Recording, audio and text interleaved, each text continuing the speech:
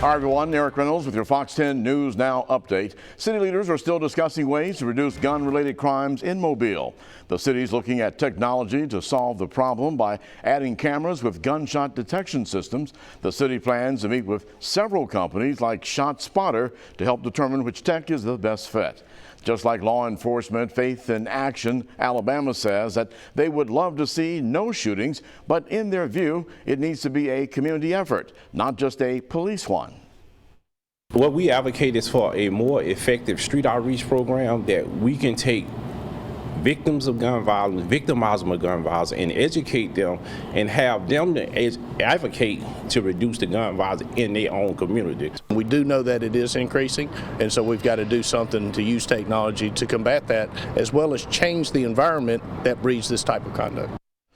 Faith in Action says a community-oriented approach has already been proven in other cities, reducing shootings by as much as 75%. Well, after months of declining coronavirus cases, health leaders say that the U.S. is experiencing a rise in infections. According to Johns Hopkins University, 48 out of 50 states are seeing an increase in cases over the last 2 weeks. Doctors are attributing now the recent surge to the much more infectious Delta variant. I think we can expect to see hospitalizations rise. We'll probably see deaths go up, although not to the same extent because we have more people who are vaccinated. While 4th of July travel and gatherings may have helped the virus spread, experts believe, though, the biggest factor has been the vaccine. They say the states with the largest jumps in cases have vaccination rates below the national average. The CDC says that more than 99% of coronavirus deaths are now among people who are unvaccinated. A growing concern for many Baldwin County farmers. They say that their crops are drowning now from all the rain that we've had. With the fields flooded, there's not much to do but to clean the farm equipment right now. Much of the cotton crops planted last month are just fighting to survive. Fox 10 News talked with Tim Mullock, who owns Mullock Farms.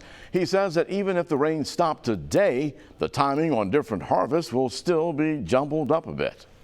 The replant might yield more than the first. Who knows? But one thing is for sure, it will harvest 6 weeks later. So instead of harvesting mid-August when we wanted to pick corn and get it out of the way of cotton and peanuts, now this replant corn will harvest in the month of October in amongst everything else.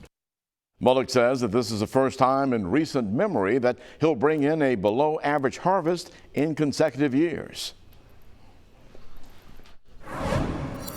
I'm meteorologist Michael White with your Fox 10 Storm Track Report. We start off looking at the radar, which is dry, and thankfully yesterday the number of showers and storms was reduced. Some of you did pick up rain, but it definitely was not as many that did so on Monday or did so over the course of the weekend. But we are still going to see the same thing today. A dry morning, scattered storms popping up during the course of the afternoon with heavy rain and lightning, but the number of storms will continue to go down. And you can see on this 12-hour loop where the storms were yesterday afternoon. They were smaller in number, and then they faded out after the sun set. So we're going with about 40% coverage for rain and storms today. You still want to make sure you have the rain gear nearby and you're keeping an eye on the sky. And when thunder roars, you go indoors. Weather headlines for this Wednesday: a humid morning.